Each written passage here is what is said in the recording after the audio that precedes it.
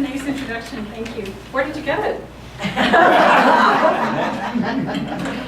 So I'm going to face the first real challenge of today. Good morning, everyone. Childproof, right? Childproof. Hey. Yay. Just to signify our oneness and our unity here today, I wanted to make sure that I did that. I'm so glad to be here, so grateful to be here with all of you in this setting and on this beautiful day, because we know we have had some very cold days. And I am here to talk to you about financial freedom. So I know most of you don't need to hear about that. It's just part of what we want to talk about, because we all already have financial freedom. We express it in our lives, right? Gary does. I think. Gary, would you say that you express financial freedom? All the time. Awesome. So the first thing I want to discuss with you is something that comes from an Iroquois teaching. And it's called the Field of Plenty, and it's about ideas and needs being manifested.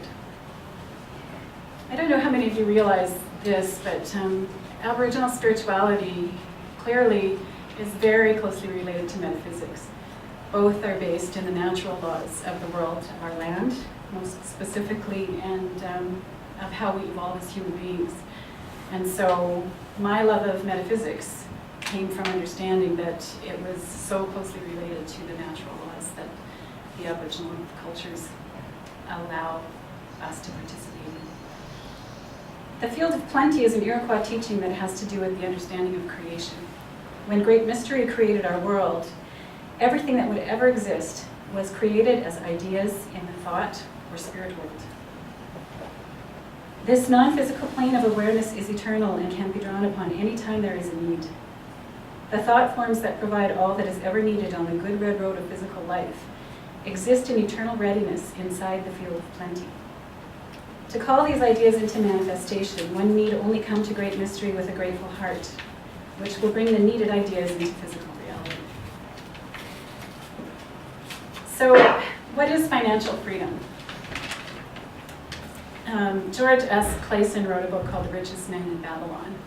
And in it there's a phrase that says, "Gold bringeth unto its possessor responsibility and a changed position with his fellow man. It bringeth fear lest he lose it, or it be tricked away from him. It bringeth a feeling of power and ability to do good. Likewise, it bringeth opportunities whereby his very good intentions may bring him into difficulties." Harv Eker talks about financial freedom being the ability to live the lifestyle you desire without having to work or rely on anyone else for money, in The Secrets of the Millionaire Mind. In the teachings of Abraham, Esther and Jerry Hicks talk about that while money is not absolutely essential to your experience, to most people money and freedom are synonymous. Most of us are not feeling free. Money is not the path to happiness, and as you have observed, poverty is certainly not the path to happiness either. I love the teachings of Abraham because they have all these little singers in there. Oprah Winfrey quoted that she had no idea that being your authentic self could make me as rich as I've become. If I had, I'd have done it a lot earlier. I was going to run my timer, but it's making me, here Lou, have a phone. It's making the sound system react, so Helen, you're just going to have to do this. You got lots of time. Okay. My Uncle Pat used to tell me that it's all about choices. So I think that that's a big part of what we all know. For me, financial freedom represents the ability to choose my way of participating in the world's economies. So each of us has to decide what it means to us. Why don't we have it? Gary, you don't have to listen to this part. I'm just picking on him, sorry. Because I can. I have a mic. It's awesome. Many of us have never sought financial freedom. Most of us don't know what we want. Sometimes we're not ready for it on our own terms. If we're not committed to creating wealth we won't. We need to recognize that you can be wealthy and spiritual and good. Most of us are not very good at receiving. It's a cycle of reciprocity. So how many of you have received a compliment recently from someone? Hands up. And how many of you graciously said thank you? Not bad. You guys are obviously students of metaphysics. So, I find myself going into my cerebral brain often when people compliment me, and they might say, Sandra, what a beautiful nose you have. And I say, yes, it was gifted to me by my ancestors. Profile. But I find myself going into that cerebral place of explanation, and I've talked about this in one of the songs that I do, how people, and women in particular, often, instead of accepting something as a compliment, they aren't open to receiving. They explain away why it is that their hair looks great, or their outfit is wonderful, I got it on sale, or whatever. And I'm not sure if men do that. I think men sometimes get uncomfortable when they receive a compliment. And then of course there's all that sexual tension. Sometimes compliments are only about a physical person, the whole person, physical, mental, spiritual, emotional. And the men that are here never do this, but I find often that with women and men, when a woman gives a man a sincere compliment, he sexualizes it. But that's not the topic of today's conversation. Probably women do that too sometimes. These are my real beliefs, by the way. And my real nose. So, yeah, I know. See, don't give me a mic. It's just silly, isn't it? Keith Hanna talks about in a book called Higher Purpose, Higher Profit, that everyone has some sort of set point, limiting the amount of good fortune that comes their way. And this is something that all of the reading that I've done about finances and prosperity supports. We know that we need to be grateful in order to create more of what we think we want, what we say we want, what we declare, what we intend that we want. If we are not experiencing abundance, then we have actually learned to work hard to stay in scarcity. We create scarcity when we overemphasize the input function of getting and underemphasize the output function of giving.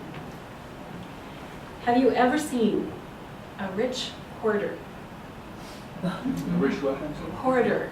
You know, like those hoarding hoards stuff. You have seen a rich hoarder? Is that a generous person? Yes, moments. Excellent. Okay. So, most often, hoarding is the result of fear. Fear of scarcity, fear of loss, hanging on to that which you think you must hang on to. And it creates more of the same. Larry Winget talks about in You're Broke Because You Want to Be, and brace yourselves, folks. You have thinking problems, attitude problems, self-esteem problems. You are lazy. You lack discipline. You lack integrity. You don't take responsibility. You lack goals. Your priorities are out of whack. You will fix your money problems when you fix your other problems. From The Richest Man in Babylon, I love this quote, "Opportunity is a haughty goddess who wastes no time with those who are unprepared." From The Secrets of the Millionaire Mind, there's a story about a man who, like many of us, was verbally conditioned within his family to think that rich people are greedy. And so no matter how much of an income he had, and he was making $800,000 a year at one point in the story, he was never able to sustain that income. So he got his thinking kind of in a good place, because it was his mom who thought that rich people were not good people, and he invested in a condominium in Hawaii. And she loved Hawaii. And so now he sends her there 6 months of the year. And he's happy because she's there for 6 months of a year. And she loves that he is wealthy enough to provide that for them. And she talks often about his generosity. So many of us, our parents, our grandparents, were exposed to Depression-era thinking. Some of us, our parents and grandparents, were exposed to residential school thinking and being forced to live on reservations. Some of us have developed a resentment of those that have, and we identify as those that have not. Some of us were taught not to talk about money or financial prosperity, just like religion and politics, but we're all here, so you all know it's cool to talk about politics, religion, money, right? And obviously sex. So those are some of the reasons that that we might have conditioned our own minds not to accept that which is there for us already. Why do we want financial freedom? Most of us, I think, have been a little bit lazy and we don't really know the answer to that question. We might have an idea, a nebulous idea in our minds of what financial freedom looks like, but we may not have done the work to establish what it is for us personally. A book called Happy Money by Elizabeth Dunn and Michael Norton talks about by focusing on how to spend the money that you have rather than to how to accumulate more of it. Our perspective departs from the obsession with chasing increased wealth into the pursuit of happiness. They also talk about knowing that we have access to wonderful things undermines our happiness by reducing our tendency to appreciate life's small joys. Working long hours to earn more money to provide your children with fancier homes and shinier toys may represent a bad happiness trade-off, especially when doing so comes at the cost of actually spending time with them. Oprah wanted to make a lot of money so that she could do more good in the world. Personally, I think that my friend Archie Ashbaker had a really good equation for this. He was never concerned with coming up with enough money to rebuild the barn that burned down at his place in rural Saskatchewan. Very, very rural. And he said he might not be a rich man, and then he'd pull out this wad of cash out of his pocket, and he would insist on paying for lunch. Every time. And he said, as long as I have enough money in my pocket to pay for lunch for my friends, I'm a rich man. When he died, in the small town of Hoosier, Saskatchewan, which is population less than 80, I think, there were over 1,000 people at his funeral. So did he die a rich man? On his own terms. So you need to define the whys for yourself. Now, who besides Archie Ashbaker has it? Babylon became the wealthiest city of the ancient world because its citizens were the richest people of their time, 8,000 years ago. They appreciated the value of money. The value of money. They practiced sound financial principles in acquiring money, keeping money, and making their money earn more money. They provided for themselves what we all desire, incomes for the future.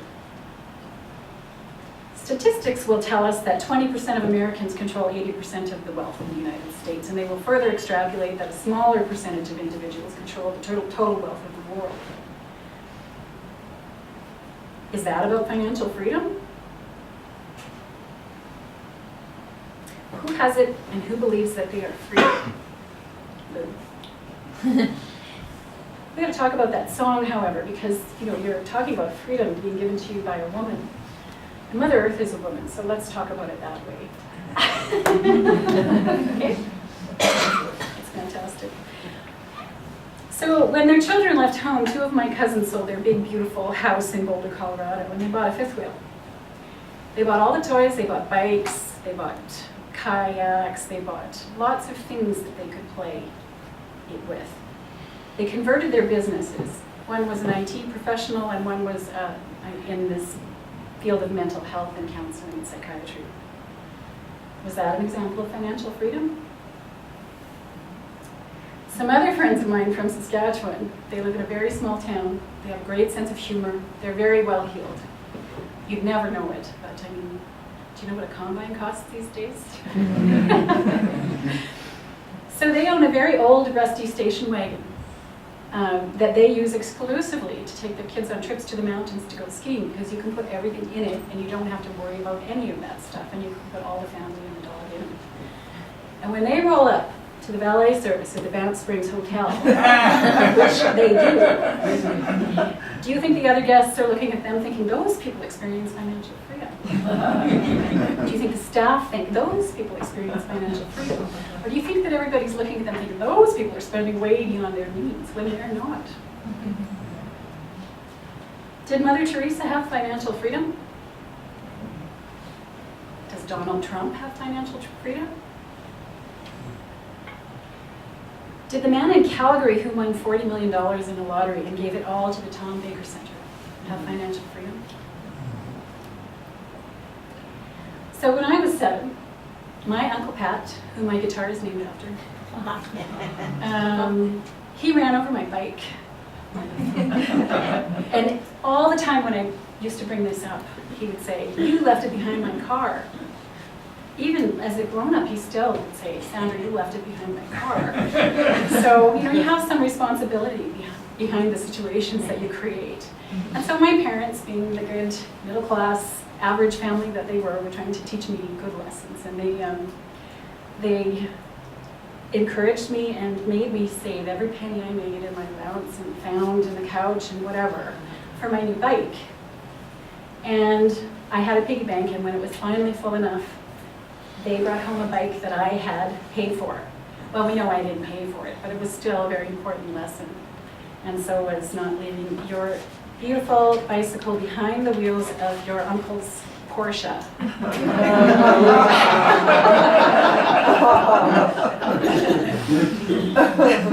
How do we get it? Luke 12:32. It is God's good pleasure to give you the kingdom. Ernest Holmes in Creative Thought. We must destroy all thought that we would not see manifest and hold to that which we would see until we receive the affirmative answer. Keith Hanna has another couple of things to share with us from Higher Profit. I have learned that marketing is really just a community building endeavor, making connections with different kinds of people. Treat them well, be generous, and the business part takes care of itself. Wealth need not be forced, it flows from good relationships. When you think about how the world exchanged value before money came into being, and money is just a convenience, of course, a more convenient way of exchanging value. Do you think that those relationships were based on relationships, building good relationships, and understanding and appreciating the value that another brings within their cycle of economy? Sometimes we forget the value that we bring, and we forget the value that others bring within our relationships. And anytime we interact with anyone, anything, we are in relationship. Gratitude works. Zig Ziglar, and I will talk to you about noticing things, but you'll see there's a burger shop across there. And the sign at the burger shop says, "Zigzag Gelato." So I knew this Zig Ziglar quote was appropriate for today because I saw a sign. It's over there. You can see it after. The more you are thankful for what you have, the more you will have to be thankful for. So Keith Hanna says that gratitude works for 2 reasons. First, it honors the people in our lives who are good to us. Second, since gratitude as a process is the acknowledgement of what is good, being grateful is a way for us to connect with and honor our own good. As I am acknowledging the good outside of me, it creates more space to acknowledge the good inside of me. If it is true that other people are a mirror for me, then the good that I see in them reflects the good that I carry in me. Gratitude is good for the people I appreciate, for me and for my business. The teachings of Abraham tell us that our message is not for you to stop wanting, having, or doing. Our message is for you to want and accumulate and to do from your place of feeling good. You have to find a way of feeling the essence of what you desire before the details of that desire can come to you. In other words, you have to begin to feel more prosperous before more prosperity can come. Not always easy to do. Jamie Sams in Sacred Path Cards writes about a traditional cultural ceremony that involves painted faces. So In the Aboriginal way, a painted face, your design of your painted face, might be given to you in a dream. It might be given to you from learning and noticing how your environment reacts to you. And so the symbology of the painted face wasn't just made up for a particular ceremony. It was something that was deeply individual to a person. And it was a statement of who you are and what gifts you have. The gifts exposed by the painted face were talents that each person brought to the whole tribe as a giveaway. So if I say that I have Lou's talent as an entertainer and a teacher and a musician and an inspiration, if I say as Lou, I have these talents and I don't have them, I'm not being respectful of myself or my community. So Lou's painted face might look like a guitar, which I would like to see one day, and I'm sure all of you would as well. And if he goes to a ceremony with his nation and the people from his nation with that guitar painted on his face, he better darn well be able to live up to what he says he is able to bring to give away. It is good medicine when we assist others by sharing our abilities. As others prosper along with us, we gain a sense of self-worth that is not ego-based. From Secrets of the Millionaire Mind by Ecker, I think this is a really important piece. Training and managing your own mind is the most important skill you could ever own in terms of both happiness and success. This is something we know.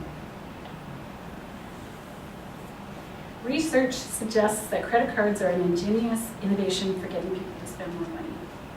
We know this too. But do we think about the idea that pieces of plastic provide anesthesia against the immediate pain of spending? Have you guys heard the term pro-social spending before? No. Isn't that awesome? An awesome term, pro-social spending. So pro-social spending, when it's done right, when it feels like a choice and connects us with others, and when it makes a clear impact, we notice that even small gifts can increase happiness, potentially spurring a domino effect of generosity. And what does that remind all of you of? Pay it forward. What was that? So we've seen that. We've seen that within our own community. We have folks within our community who give hugs away. We have folks in our community who give $5 bills away. And we know that when we make a conscious effort in pro-social spending, either donating to what feeds us spiritually, or to the Humane Society, or to Musicians Against Crack, whatever it is, that that creates a cycle of abundance and more for us. And you know what? We don't need to know how that works. We just know that it does. Giving money away can make you physically healthier. Research supports this. It can also make you feel financially wealthier. So when we talked about earlier how we need to create the feeling of being more wealthy, give it away. Don't give it all away, but give it away. Well, you know, wow, so Lou says tithing and then somebody goes crazy. It's awesome. So, you know, tithing is a big conversation, and we'll talk a little bit about it here, but it's not the focus of my conversation. But it is one part of what we do as mindful, spiritual people. What do we need to do to obtain it? We need to decide that we want it. We need to define it in concrete terms. Your desire must be strong and it must be definite. We need to intend and/or we need to declare depending on where we're at. Ecker says that he preferred not to fool himself with an affirmation because he couldn't yet create belief. So he used declarations, which he refers to as the intention to do something, to declare that he is going to do something. And he followed those formal statements with action. For him, that still small voice inside that said, I don't believe it yet, was too strong for him to get around at that point in his evolution. So he declared. And he thought it was really hokey at first, but he's a multimillionaire. So now he believes. I bet you can use affirmations now. All of the teaching says we must learn. And this is not just about investments. We need to learn about prosperity consciousness, and we have many tools that we can do that within. Albert Einstein said, if you feed your mind as often as you feed your stomach, then you'll never have to worry about feeding your stomach, or a roof over your head, or clothes on your back. One kind of teaching is about the things we need to learn and know. And the other kind of teaching is about learning how to find out what we don't know. Be sure to embrace both of those. Be conscious. Look at who you surround yourselves with. Look at the situations you find yourself in. Many people who are financially prosperous are surrounded by people who are prosperous financially or in another way. Those terms have to be our terms, our own terms. I have and have had for decades many friends who are extremely financially prosperous. And for many years of my life, I thought, why are they hanging out with me? I'm prosperous in many ways, and at those points in my life, what I had to give them was me, and that was more than enough. But it took me a long time to figure that out. Look at what our friends read. Probably many of us know what our friends read, and that's part of choosing consciously. There's a Hawaiian philosophy, a Huna philosophy, that says, bless that which you want. If you see somebody who has a lot, don't envy them, bless them. Be generous. Tip well. I have a relative who's a multimillionaire, and he is not a generous man, not in any way, stretch or shape, but he likes to be perceived that way when it works to his advantage. He is not a happy man, not at all. He is not an abundant man. He is not a free man. He's a rich man in one way. So my parents were out for dinner with him, and my parents are not wealthy people, and they went to a very high-end restaurant. I think it was a little bit higher end than Phil's or Ricky's. But when the bill came around, and this was probably 20 years ago, it's a lesson I've never forgotten. When the bill came around, my uncle said, I'll get this, and Dad was not going to argue with that. So when he signed the bill, like he used to sign, put the tip in and sign, he put all the slips in his inside coat pocket. And when the waitress came around to collect her copy of the credit card slip, he said, you stupid woman, you've lost it. How can you be so stupid? I'm surprised that blah, blah, blah, blah, blah, blah, blah. How do you think my uncle got rich? Is that a respectful way to live and operate in the world? Well, you know, he's not a happy man. Did say something? My dad, yeah, thank you, Diane. My dad did say something, and he was pretty smart because my uncle had a pretty fierce temper, clearly.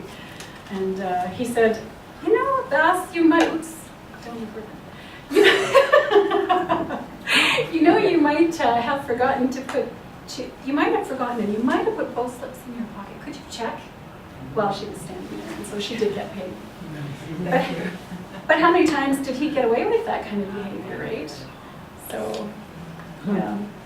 Split bills generously. If you're out for dinner with someone and they're counting dimes and nickels to make sure that they only pay for their half, so what? Pick it up. Because you feel better as a person. And it's not about them. Your experience is about you. Give some of what you have away. It might not make sense, like I said earlier, but it works. Oral Roberts, who's a preacher from Tulsa, Oklahoma, says, here I am. You can turn it off. How do you turn it off? Sorry. I'm old. You're wonderful. He says, a rejected opportunity to give is a lost opportunity to receive. And that's key for me. Could you say that again? Sorry. Yes. A rejected opportunity to give is a lost opportunity to receive. So the research tells us we must give 10% of what we earn to ourselves. Long-term savings, invested in principal, protected. 10% to what feeds you spiritually. It is suggested by the research to put 10% into a fun fund because we are meant to enjoy life. It is also suggested by some of the research to put 10% into an education fund. And part of that is around increasing your earning potential. And 50% to necessities. This is something that I believe we can all aim for. And I think all of the teaching says, immediately right now, not tomorrow, you must put 10% away for long-term savings, and the rest is what you live on. I would say 10% to savings, 10% to whatever feeds you spiritually, and 80%. And it does not impact our lifestyle. If you do it now, you'll find that that 10% that you commit to, or 20% that you commit to, maybe that's my $250 boots that I don't really need. Maybe it's the latte that I get every Friday because it's a treat. And I can build into that again because I'm planning to save for my future. I'm creating a legacy for me not to have to worry, because worry is not productive. Worry is not based in financial freedom. So all of the research that supports these, I'm happy to share with you all of the resources that I have if you are interested in any of where these formulas come from.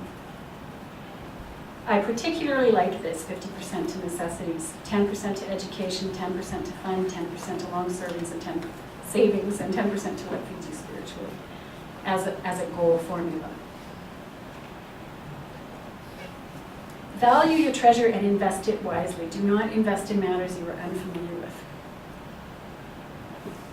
Seek the advice of competent and experienced people, not people you like and know and trust in other ways. I get to hang out with some really cool people, and they're really wonderful. Almost everyone I hang out with is wonderful.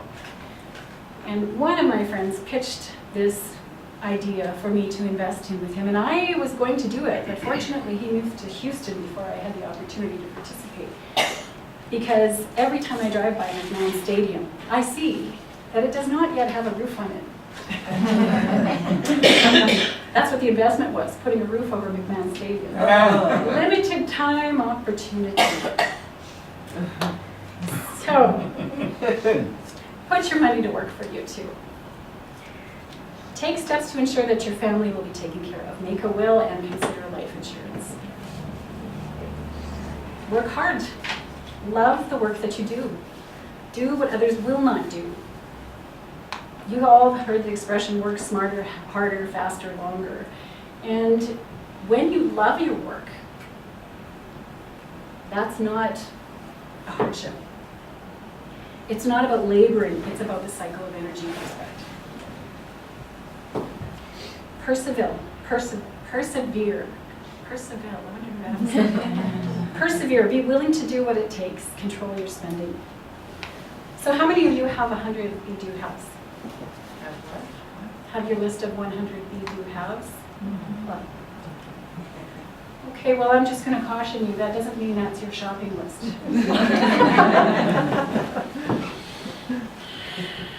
Create a budget, stick to it, adjust it as you go, involve your family because you need their support in this commitment to yourself and to their future as well. And always shop with a list that is not your be-do-have list. Own your own home. Much of the research supports this, but not all of it. Do you remember when being a little bit overweight meant you had money? It's not quite that way in North America anymore. I think being overweight now means you probably don't have money because you're eating crap all the time because that's what you can afford. And these are diabetes studies that I'm kind of referring to loosely here. But, interestingly enough, in Happy Money by Elizabeth Dunn and Michael Norton, there was a carefully controlled study of more than 600 women in Ohio. The homeowners weren't any happier than the renters, although the homeowners were about 12 pounds heavier. So be careful. When you buy your own home, make sure you plan for all of those contingencies and unexpected occurrences. Plan for your retirement and increase your earning potential. So what do we need to never do? What are the traps? Never feel obligated to lend money to anyone. You work hard for your money, and you work hard for the consciousness that you have around finances and freedom. And you might have the ability to lend it to somebody, but don't take on their burdens. And don't do something unwise because of sentiment, because you love them. Never complain. Never play the victim. Never make excuses. Never expect to make your fortune gambling. Don't wait. Start now. So what's my story? I've always worked hard. My first job out of school, and I worked while I was in school, but my first real job out of school was as a waitress. And my mom, bless her, she bought me a waitress wardrobe, and I thought I had it going on. I literally would be a waitress today if circumstance hadn't caused me to need to change that, and I'll talk a little bit about that. One of the things that I find quite humorous about my first waitressing day, and I'm sure that my boss then found many things less than humorous, was that the new shoes that my mom bought me that I wore so proudly were both for my left foot. And I couldn't figure out why one of my feet was getting so sore. I should have seen the sign that I was not on the right path. But I didn't. I waited tables for 7 years until I got hit by a car. And then I was a pedestrian and I could no longer serve. So I went back and re-educated myself and became something different. But I literally would still be waiting tables because I loved it. And for me, coming from a rural Saskatchewan, I was adopted into a middle-class Caucasian family and grew up in a very small town. I thought engineers drove trains. I'm not kidding. I graduated from high school in 1983, and I was prideful. And I never asked anyone any questions about anything. So all these kids were going to school to be engineers, and I thought, well, how many train drivers do we need? So when I got to be a waitress, I literally, that was a career. There weren't that many choices in the town that I grew up in. So, you know, getting hit by the car was the second message. 2 left feet. Okay, now you really got to switch gears here. So I always had almost enough. I had youthful priorities. I always had enough to go out with my friends. I always had enough to look somewhat presentable. And those were my priorities. My friends were like me. They weren't in conscious choice, except about maybe some of our youthful priorities.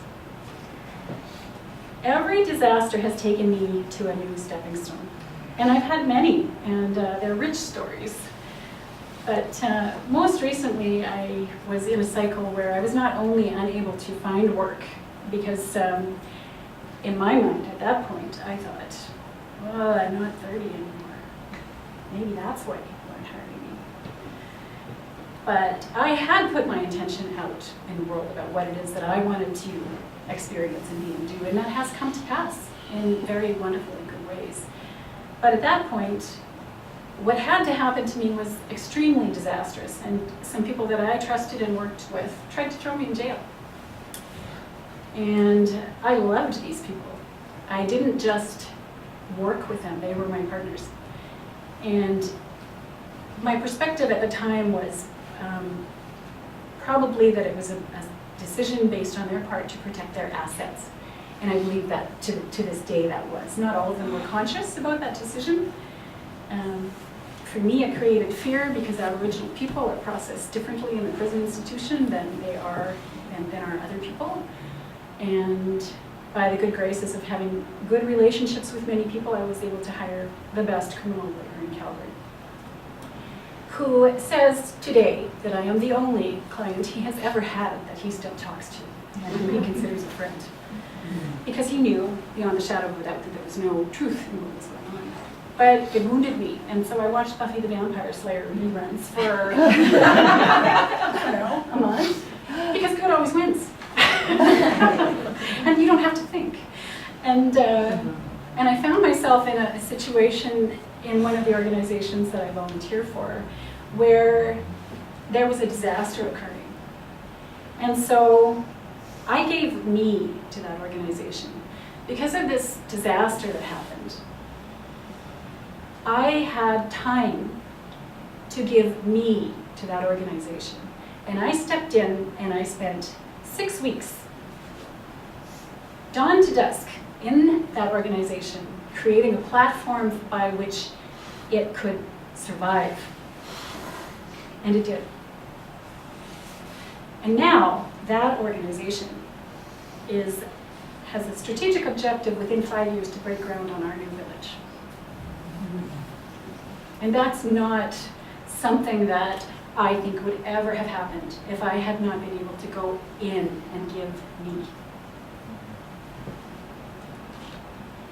As well, because of giving me within that organization, I obtained the 2 contracts I work on now.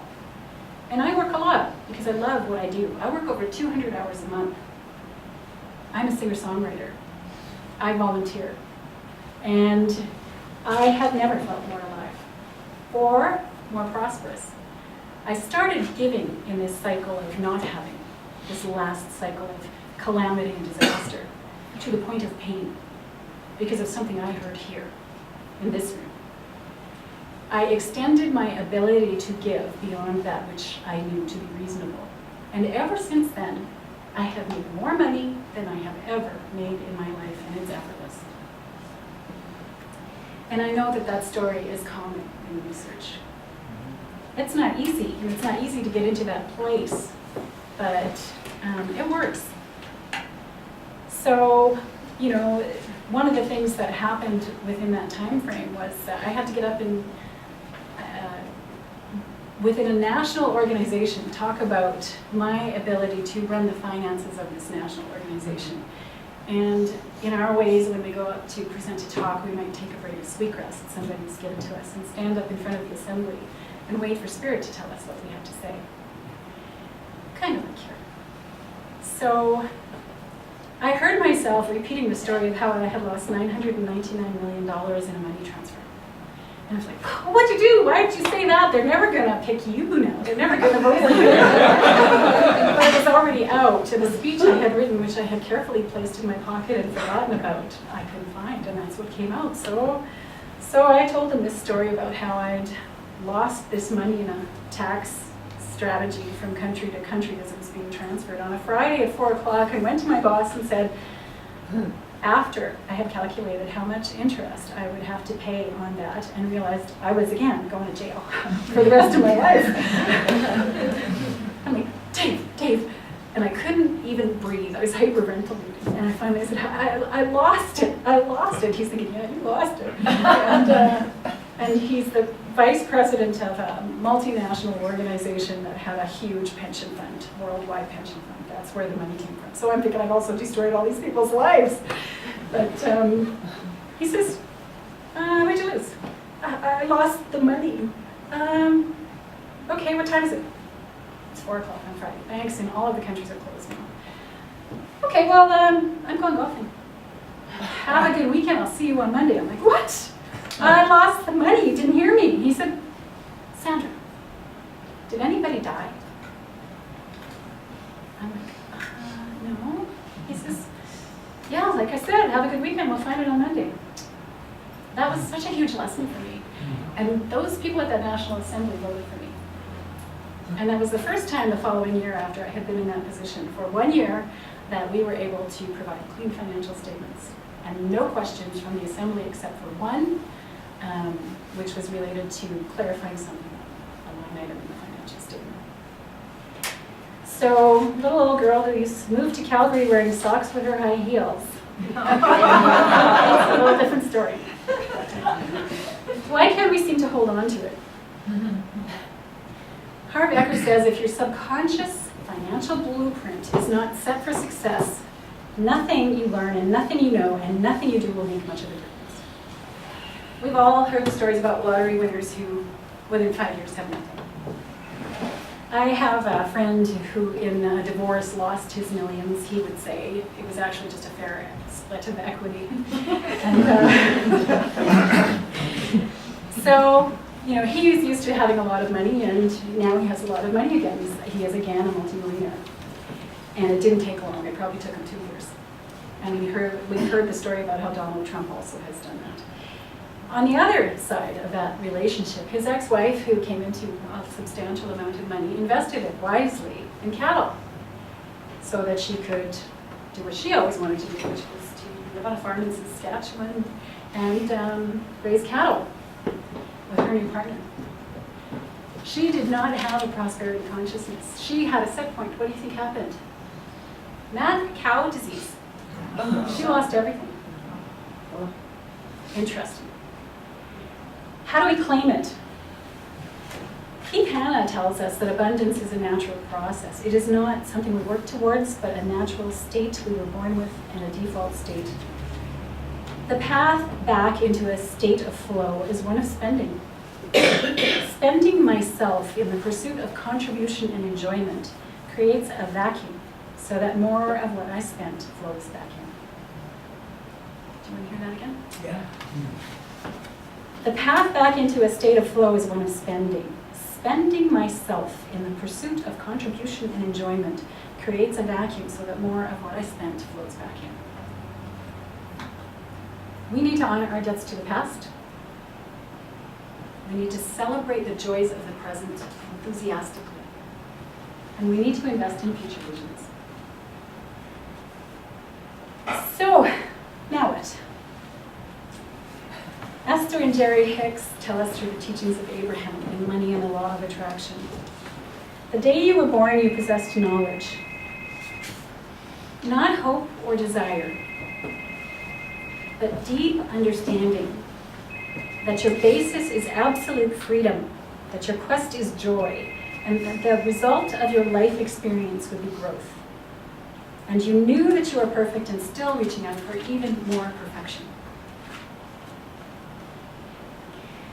I want to introduce you to a good friend of mine. His name is Khalil.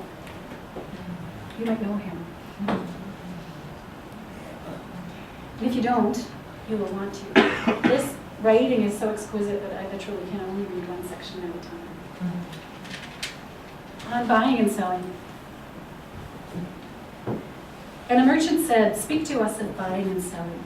And he answered and said, "To you the earth yields her fruit, and you shall not want if you but know how to fill your hands. It is in exchanging the gifts of the earth that you shall find abundance and be satisfied. Yet unless the exchange be in love and kindly justice, it will but lead some to greed and others to hunger. When the marketplace, you toilers of the sea and fields and vineyards, meet the weavers and the potters and the gatherers of spices. When in the marketplace, you toilers of the sea and fields and vineyards, meet the weavers and the potters and the gatherers of spices. Invoke then the master spirit of the earth to come into your midst and sanctify the scales and the reckoning that weighs value against value. And suffer not the barren-handed to take part in your transactions, who would sell their words for your labor. To such men you should say, come with us to the field, or go with our brothers to the sea and cast your net. For the land and the sea shall be bountiful to you, even as to us. And if there come the singers and the dancers and the flute players, buy of their gifts also. For they too are gatherers of fruit and frankincense, and that which they bring, though fashioned of dreams, is raiment and food for your soul. And before you leave the marketplace, see that no one has gone his way with empty hands. For the master spirit of the earth shall not sleep peacefully upon the wind, till the needs of the least of you are satisfied. Thank you. Thank you.